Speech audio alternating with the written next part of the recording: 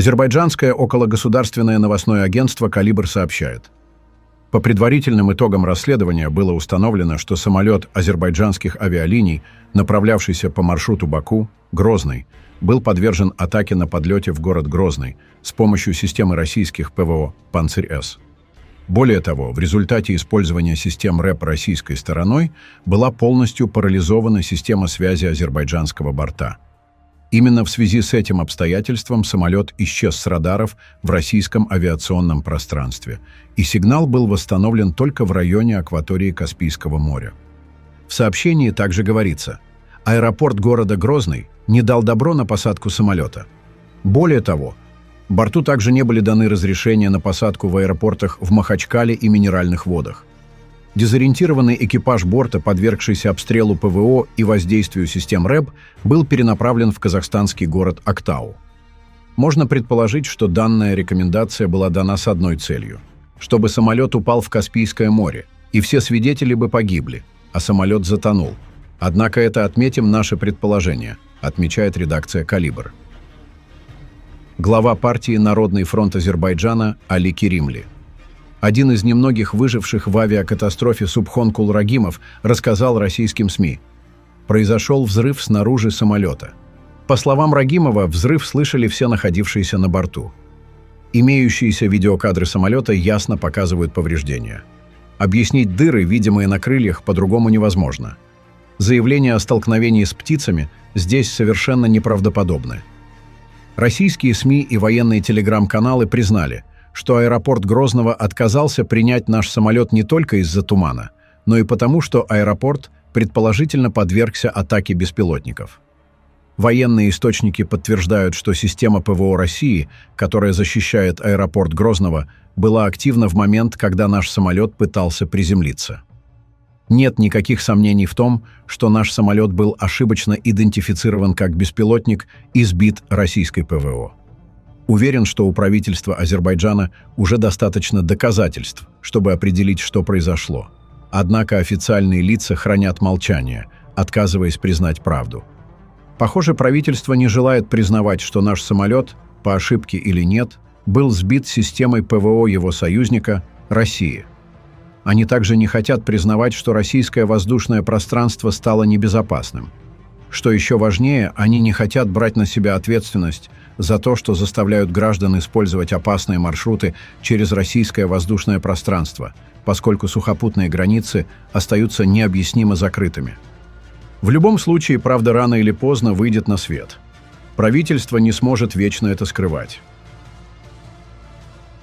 Кадыров считает, что пассажирский самолет в Чечне сбили специально. И уверен, что атака была направлена лично против него. Мы писали о том, как катастрофа самолета Азербайджан Airlines может ударить лично по Кадырову. Похоже, Рамзан Ахматович осознает угрозу. Самолет в Грозном сбили специально. То не могли нас от беспилотников защитить, а тут целый самолет сбивают. Это не случайно. Шайтаны хотят устроить лично мне проблемы, сказал чеченский лидер в общении с людьми из своего окружения.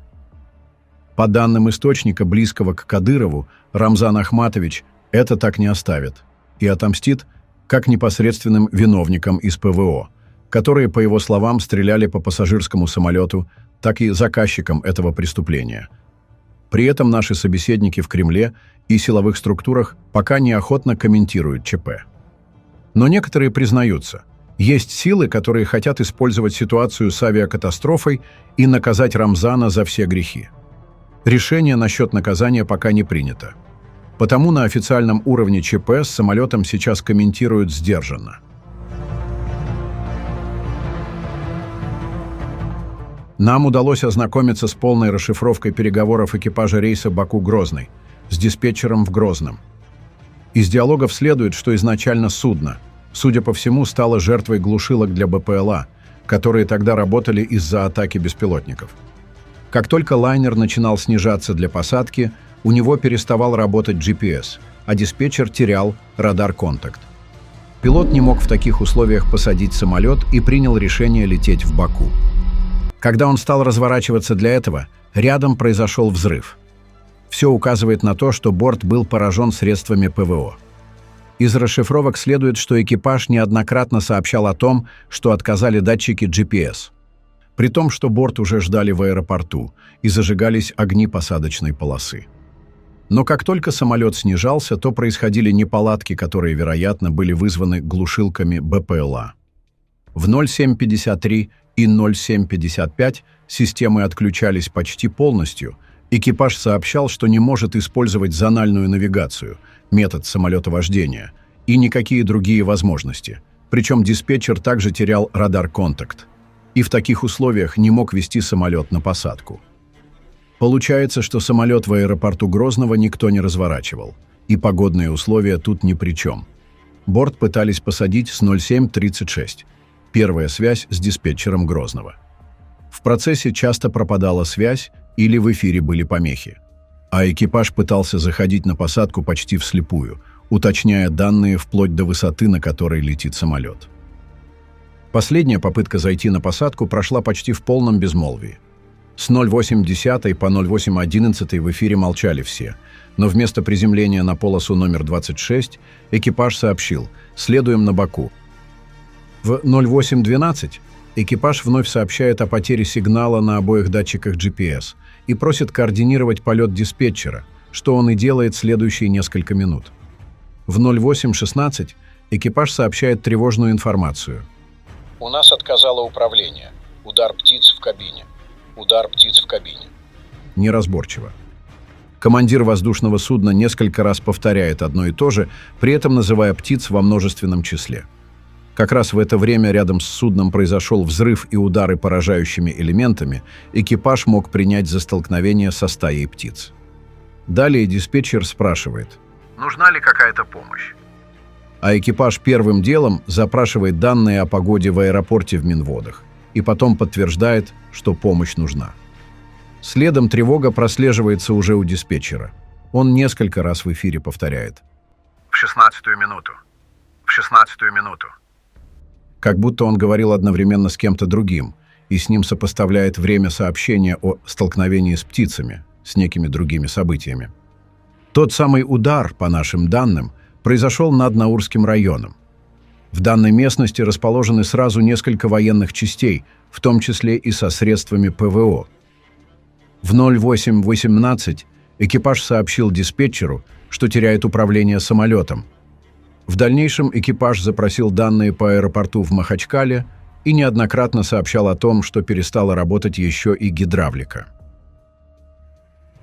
Дорогие подписчики и гости канала, о том, что именно из российского ЗРК был поражен самолет, следовавший рейсом Баку-Грозный, представители Политбюро узнали примерно через 1,5 часа после того, как новость о крушении появилась в информационном пространстве. Но еще до получения полной информации представители Политбюро успели обсудить возможные варианты и последствия, так что доклад о причинах крушения не вызвал каких-то особых эмоций.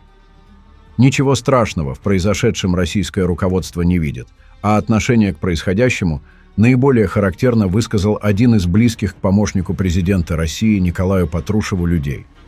Кто там в этом самолете из Баку в Грозный мог лететь, чтобы из-за этого сильно переживать?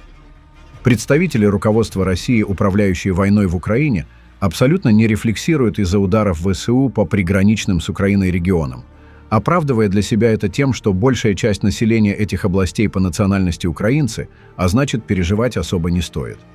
Примерно такое же отношение у них и к жителям Чечни, и к кавказцам в целом, которых российское руководство за своих не считают.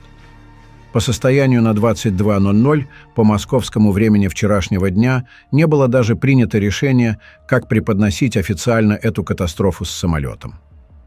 Разные предложения обсуждались вяло, и было понятно, что никто особо не хочет этим заниматься, поэтому спустили возможность что-то придумать вниз и распорядились предоставить уже варианты готовых решений. В этой ситуации ясно лишь одно – это перспектива одной из башен Кремля – испортить отношения с президентом Азербайджана Ильхамом Алиевым. Но в главном Политбюро есть надежда, что он все поймет и простит. Извинения принесет, собственно, сам Путин в телефонном разговоре, и этого будет достаточно. Заботу российского руководства хватает и так, чтобы сильно переживать по поводу сбитых случайно или специально самолетов. Было и так много, а одним больше, одним меньше уже ни на что не влияет. Вот такой вот подход у Кремля по отношению к другим государствам, в том числе и к Армении. Пусть армяне особо не радуются, а то мало ли, следующими в прицеле Путина может быть Армения. Пишите ваше мнение в комментариях и подписывайтесь на наш канал.